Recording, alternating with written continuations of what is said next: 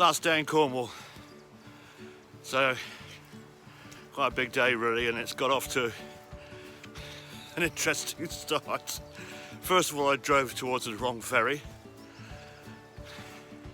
doubled back, got stuck in horrendous traffic issue with a bus in the tightest lane on a tight corner, had to reverse uphill with another car, and eventually hooked up with Andy at the right ferry, Cremyll. We then drove back to Portwrinkle, where we're just leaving, and got £5.20 into the parking machine to pay for a £6 ticket, and the bloody thing jammed. And then superb teamwork by the SWCP boys. Andy got on the phone, spoke to the head of car parking for the parish council. I sent an email, and between the two of us, we got a 3 days parking at Portwrinkle, which is a right result. And even better than that, Steve Medway, the parking supremo of this parish council, drove out and met us, and we shook his hand for being a legend. There is a codicil. The car park at Cremyll the machine there isn't working, and it was free at Cremyll as well. We have got unparalleled free parking. This is a right result, which is appropriate for our sign-off day from the Cornish coastal path.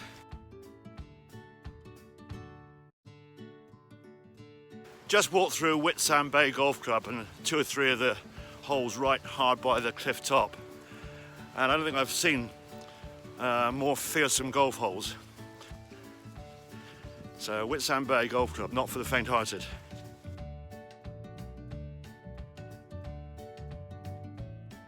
Andy and me are striding somewhat gingerly through the Tregantle firing ranges. Well, it's a Friday and there's no action today, otherwise we wouldn't be on this permissive path.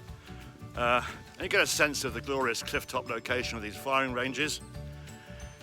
And it's the second spot we've covered this morning where things are being fired through the air. First of all, a golf course, and secondly, these military firing ranges. I've expressed my view on the latter previously, I expect, and no doubt will do so again as we hit more of them in various other parts of the expedition we're on. And the question that runs through my mind, what is actually better for the natural environment?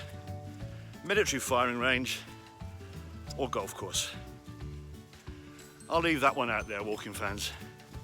Also mulling over final thoughts about Cornwall. I have many mixed emotions today. The satisfaction of completing another milestone in the southwest coast path. We're 400 miles or thereabouts in from Minehead.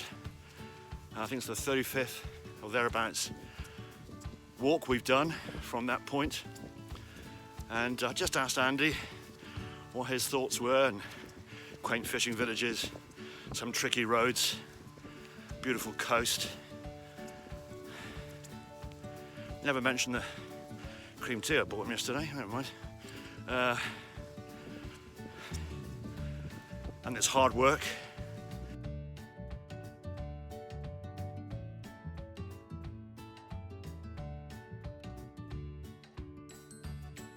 I've just had the most interesting account of padlocks, walking fans.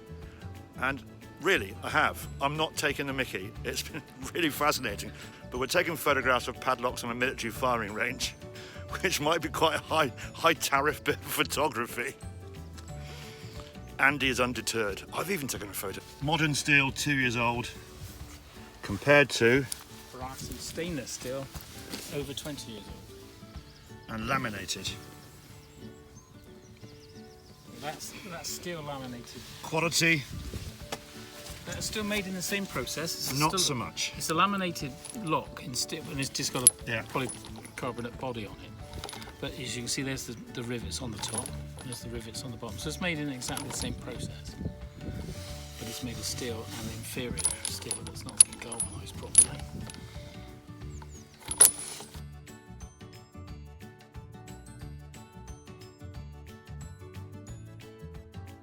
Come back westwards along the Cornish coast. The one headland you could see the far distance. Probably a little smear on the smudge on the screen. That's the mighty Dodman. And we're at the end of Cornwall, and we're at a place called Freethy. So that a nice name, Freethy. I'm feeling a bit Freethy. Well, Andy and me have now walked continuously from Minehead every single step of the 400 miles. So we're sat right at the 400-mile mark, and Andy is doing a thumbs up and been very thoughtful about this incredible landmark, 400 miles. And we've got to get round that headland there. That's Rame Point, Rame Head, and then we're into Plymouth Sound. So 400 miles to this precise bench. And some people would say it's a bloody long way to walk for a cup of coffee. This book by Douglas Adams and John Lloyd called The Meaning of Life, and in which they've taken place names from Britain and a few from abroad and come up with fascinating definitions of them. And if Freethy isn't in the meaning of life, I want to know why.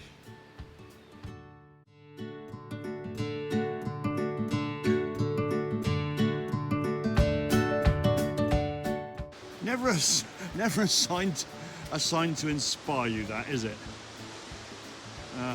Does it have to be put so bluntly?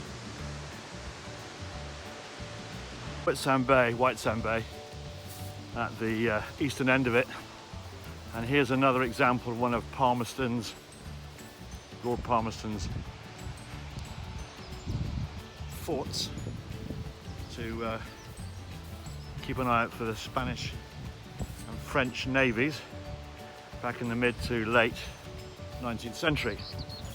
And Andy came out with a staggering comment when we were at Tregantle Fort earlier on this morning, where he said at the time that these forts were built on the instruction of Palmerston, Henry Squire, the padlock company, had already been in operation for half a century. So that's quite a stat, isn't it? And there's my padlock hero. SWCP highlight for me last night. After tramping nearly 400 miles on the coast path from Minehead, I had a bath. Almost unprecedented.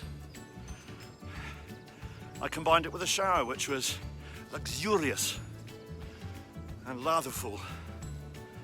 And I feel cleansed and ready for this last slog of 14 miles or thereabouts, probably upwards, as we head towards Ram Head.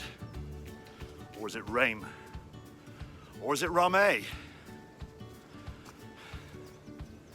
Who knows? So Andy and I tramped on, looking back at the many eco-chalets scattered across the fine cliffs in Whitsand Bay. Rame Head was our destination. We climbed slowly up towards it, a marvellous rugged place with a lovely peak and a tiny medieval chapel on its summit. I enjoyed this place very much indeed. I thought a lot about the folks who would have set sail from Plymouth back in the day, and perhaps still do, some of them never to return. This would have been perhaps their last sight of home.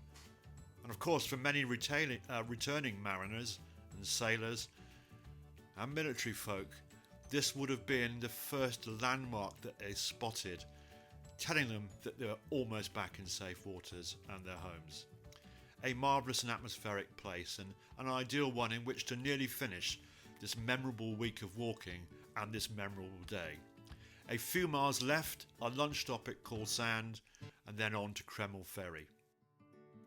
Often when I'm walking along the coast path, I get this strange sensation that there's somebody walking behind me. Some of the time, of course, that's Andy.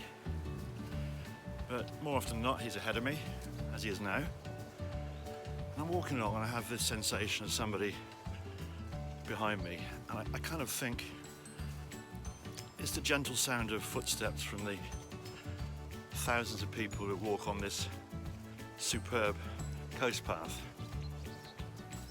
I rather like that. In fact, it's the straps of my rucksack banging against my back. Well, Andy and me are just walking around the Rame Peninsula. We've been to the head, the magnificent chapel, and we're heading for a late stop around about 2 o'clock mark at Cornwall Sand.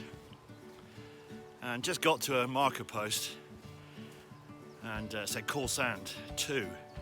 And I was hoping that was the denominator, and there'd be a little slash sign and a nominator of 1 saying half a mile. So my hope was dashed. Not half a mile to Cornwall Sand from that marker post, but 2 miles. I could have really done with it being a half, because it's got quite warm. 6 consecutive days of walking. We've basically, it's all over by the shouting today really. We're going to make it to Cremyll.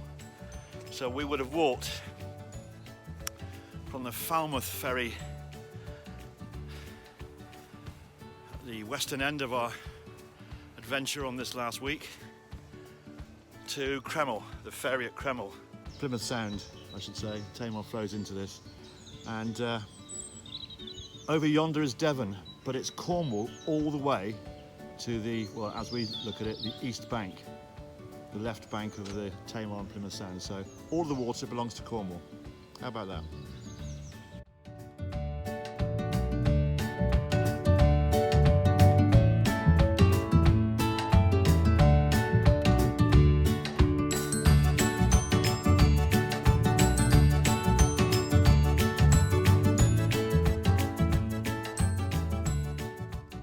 Very mixed feelings about the next half an hour or so, maybe a bit longer. Don't want Cornwall to end really, but we must move on. We get to Cremyll Ferry and we shall cross it at some point, get across to Plymouth and continue our journey towards the Dorset finish line. Well, this is an unexpected surprise. Lovely flowering pink leaves dropping off, or petals dropping off this elegant, almost birch-like looking creature. Very slender trunks, loads of it all over the pathway and these little slopes. There's a rather comely little grotto. How charming is that? You feel as though you should be sat in there late in the day as the sun begins to lower. And Isolde sat there, and Brangena, her handservant, her maid, is listening out for the sound of the hunting horns as they disappear off into the distance. And one of the party sneaks off on his trusty steed, Tristan. And Tristan comes to Isolde here in this little grotto. And they spend the night together here, till all goes wrong.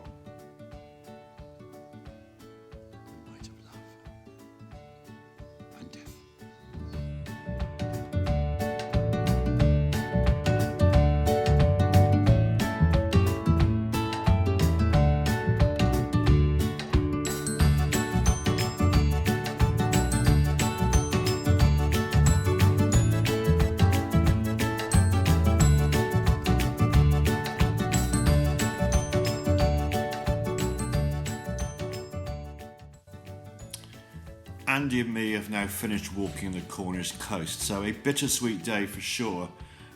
It has been magnificent. From Morwenstow on the north coast, all the way down to Land's End and around it, and back along to where we finished today, which is the Cremyll Ferry. Technically we still have to cross the Tamar, or Plymouth Sound I should say. We need to cross that to get out of Cornwall, because Cornwall continues up to the east bank of the Tamar / Sound. So that's a job to be done on our next trip. We've had a great week, the two of us. We got hosed on yesterday and today was a rather more benign walk. It lacked the rugged, wild and remote elements of earlier in the week, and to be honest, after 5 days of solid, hard walking 15-mile days, that was quite pleasant. My feet are shredded, my knees are shot to pieces, but sense of achievement is absolutely spectacularly high. I've loved this walk. Far and away the best part of the Southwest Coast Path for me. Very personal thing. I guess I need to finish with my thoughts on song for the day, and it's conditioned by a number of things. Firstly, I didn't do it out on the trail because my phone storage was at a max, so I had no room for making a final video or two as we walked up the Sound, but no matter, here's my little attempt to do that. I'm seeing Bruce Springsteen with my darling Emma in exactly a week. The second time ever I've seen him, and it was a life-changing experience, and for the life of me I couldn't explain to you why I haven't gone and seen him more, but I haven't. But you always look forward to the next one. The next one is a week away. So for the third day running, third walking leg running on the southern coast of Cornwall, it seems fitting to pick a song which A, I love, and B, kind of is appropriate. It's a song about a life lived, and it's a song about a direction in which you live and the things that may happen along the way that have an impact on others. There's also a magnificent cover version of it by Johnny Cash, at least as good as his cover of the Nine Inch Nails song Hurt. So my song for the day, my final song for Cornwall, amongst many contenders, for me, head and shoulders above, and from the 2002 Bruce Springsteen and reunited E Street Band, it has to be Further On, brackets, Up the Road. Au revoir, Cornwall. I will be back.